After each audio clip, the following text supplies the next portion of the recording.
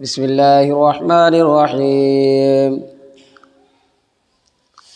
وَإِنَّ عَلَيْكُمْ لَحَافِظِينَ كِرَامًا كَاتِبِينَ يَعْلَمُونَ مَا تَفْعَلُونَ۔ ناظرین حضرات، یہ جو آپ نے قرآن کریم کی آیت کریمہ تلاوت کی ہے، یہ سورہ انفطار کی ہے۔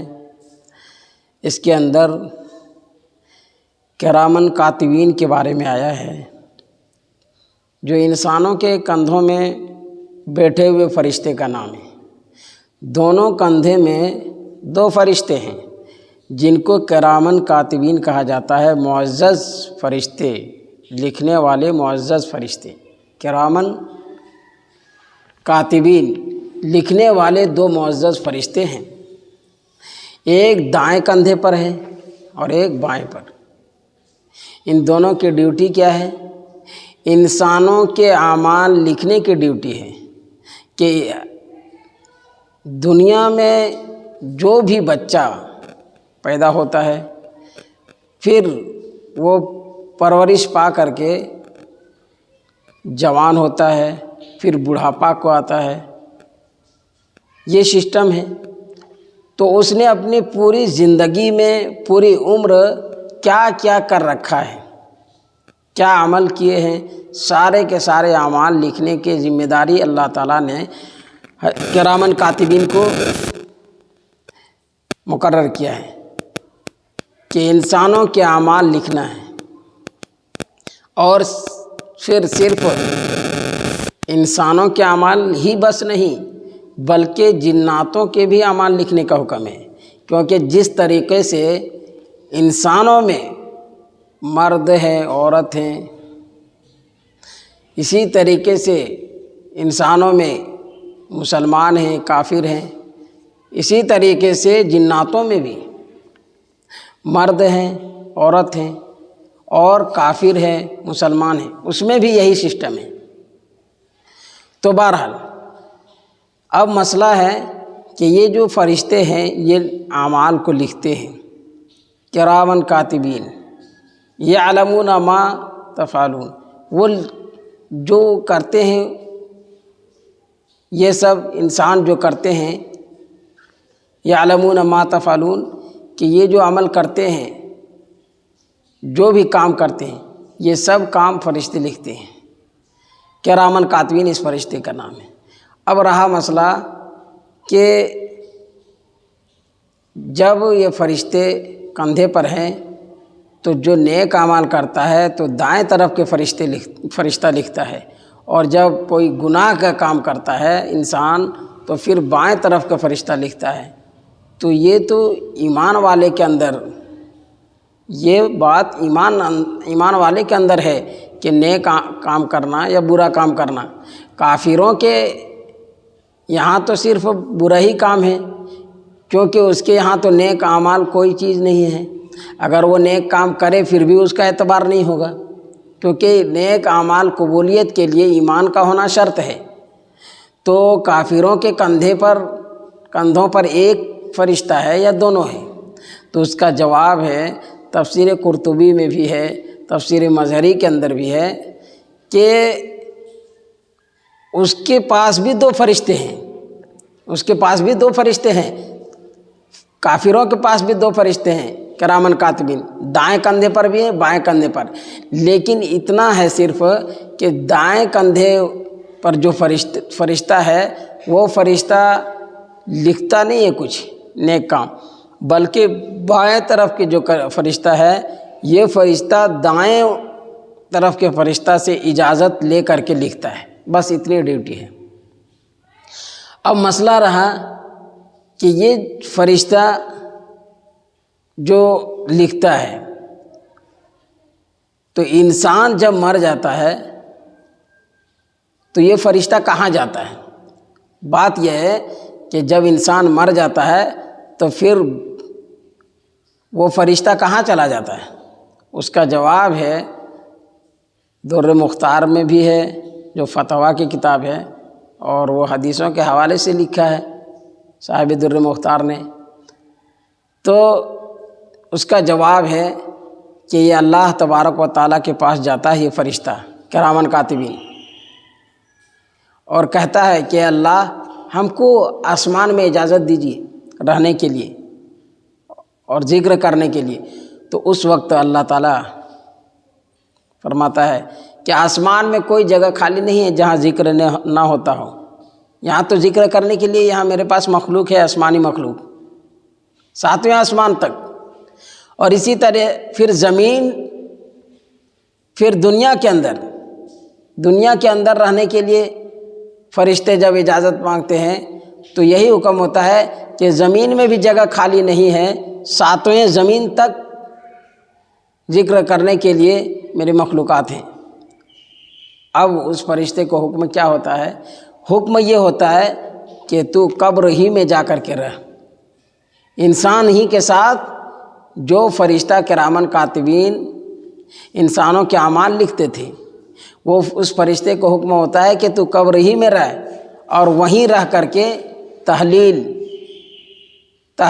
تسبیح اور تکبیر کرتا رہ۔ تحلیل کیا چیز ہے؟ تحلیل لا الہ الا اللہ کو کہا جاتا ہے، اور تسبیح سبحان اللہ کو کہا جاتا ہے، اور تکبیر اللہ اکبر کو کہا جاتا ہے۔ تو یہ دعا کرتے رہ اس میت کے لیے جو دفن ہے، اور یہ قیامت تک ہوتا رہے گا۔ اور جس کافر کے کندھے پر فرشتہ تھا، وہ کافر آدمی مر جاتا ہے تو پھر اس کے لیے بھی آسمان اور زمین میں جگہ نہیں ملتی ہے، پھر اسے کہا جاتا ہے کہ تم کو اسی کے ساتھ رہنا ہے مرنے کے بعد بھی، اور پھر اس کے لیے لعنت بھیجتے رہو قیامت تک، اس کافر کے لیے قیامت تک لعنت بھیجتے رہو۔ پھر وہ فرشتہ کرامن کاتبین لعنت بھیجتے رہتا ہے، قیامت تک بھیجتے رہے گا۔ تو یہ سلسلہ ہے۔ بہرحال ایک زندگی ہے جو چند دنوں کی ہے، 60 سال 70 سال کی، کیونکہ حدیث پاک میں آتا ہے نبی کریم صلی اللہ علیہ وسلم نے فرمایا کہ میری امت کی عمریں 60 سے 70 سال ہیں، اتفاقاً یا عام طور پر کسی کی جو عمر پار ہو جاتی ہے، ورنہ 60 سے 70 سال تک ہے۔ اب یہ 60 سال 70 سال زندگی گزارنے کے بعد ہم سب کو یہاں سے چلے جانا ہے، اور وہاں جو ابھی نامہ اعمال کے بارے میں ذکر ہو رہا ہے کہ کرامن کاتبین لکھتے ہیں، اب مسئلہ ہے کہ نامہ اعمال دیا جائے گا کل قیامت کے دن۔ جو رجسٹر میں لکھا گیا تھا اس رجسٹر کو نامہ اعمال کہا جاتا ہے۔ نامہ اعمال، نامہ مانے خط، اعمال مانے اعمال کے خط، تو یہ نامہ اعمال دیا جائے گا انسانوں کے ہاتھ میں۔ تو سورہ انشقاق کے اندر اللہ تبارک و تعالیٰ نے ارشاد فرمایا فَأَمَّا مَنْ أُوتِيَ كِتَابَهُ بِيَمِينِهِ، کہ جس کا نامہ اعمال دائیں ہاتھ میں دیا جائے گا۔ فَأَمَّا مَنْ أُوتِيَ كِتَابَهُ بِيَمِينِهِ، کہ جس کا نامہ اعمال دائیں ہاتھ میں دیا جائے گا، فَسَوْفَ يُحَاسَبُ حِسَابًا يَسِيرًا، تو سمجھ جائیے کہ اس کا حساب آسان ہوگا۔ فَسَوْفَ يُحَاسَبُ حِسَابًا يَسِيرًا، تو اس کا حساب آسان ہوگا، آسانی کے ساتھ اس کا معاملہ ہو جائے گا جس کا نامہ اعمال دائیں ہاتھ میں دیا جائے گا۔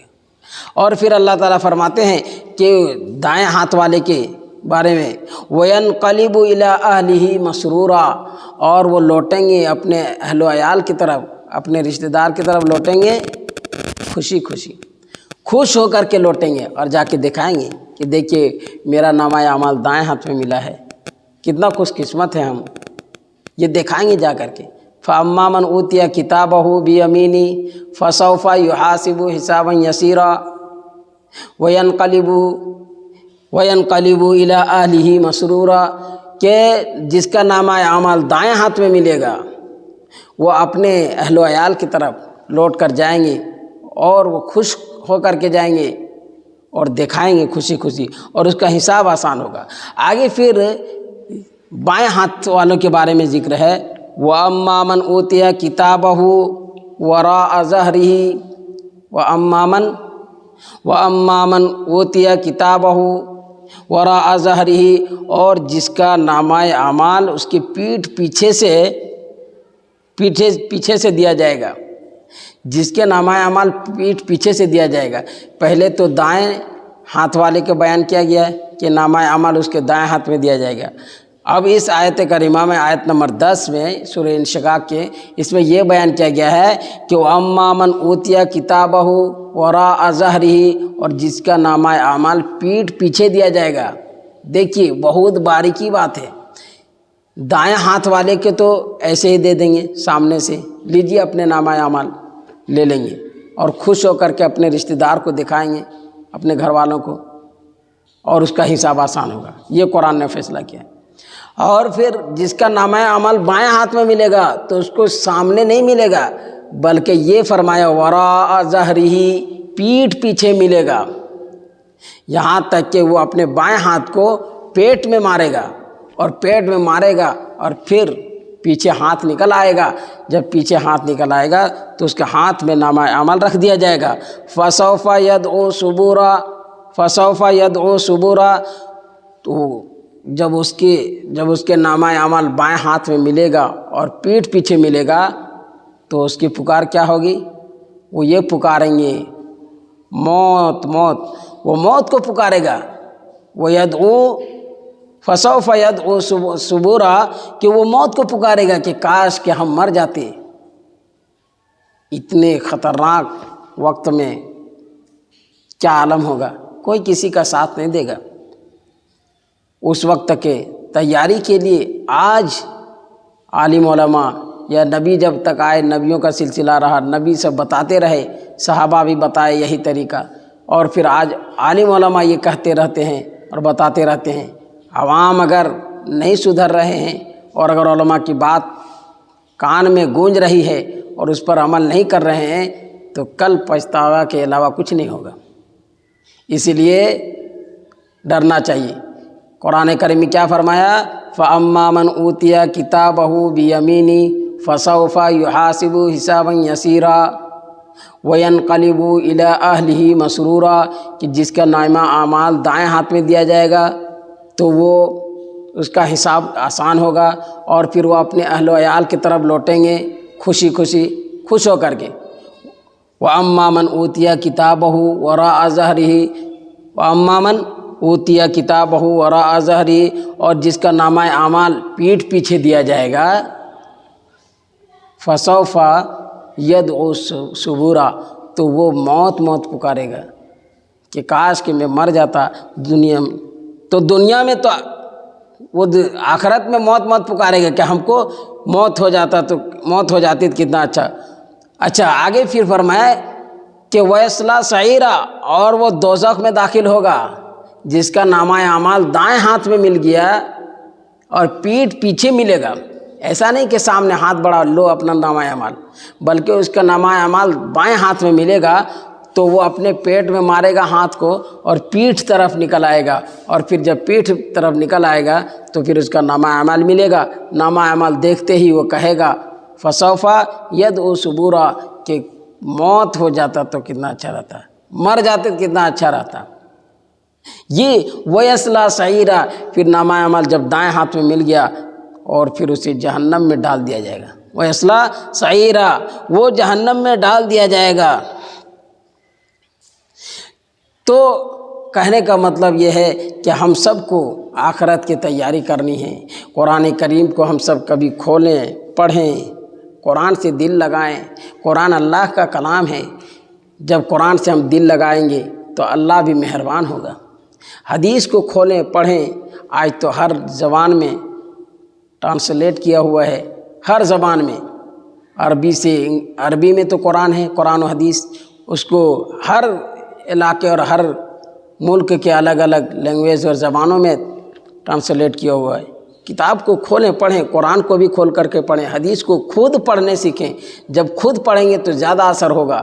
بیان تو سنتے رہتے ہیں، بیان سنیں گے ادھر سے ادھر سے، ایک کان سے سننے کے بعد دوسرے کان سے نکل جاتا ہے، لیکن جب خود پڑھیں گے سمجھ میں نہیں آئے گا تو ایک تڑپ پیدا ہوگا اور پوچھیں گے، اور یہ فکر جب ہو جائے گا تو پھر ہم دنیا کے اندر رہ کر کے آخرت کی تیاری کرنے کے لیے ہم سب جذبہ اور شوق پیدا ہوگا ہم سب کے اندر۔ اللہ تبارک و تعالیٰ سے دعا ہے کہ اللہ تعالیٰ ہم سب کو جتنی بات کہی گئی اللہ تعالیٰ ہم سب کو عمل کرنے کی توفیق نصیب فرمائے۔ وآخر دعوانا الحمد للہ رب العالمین۔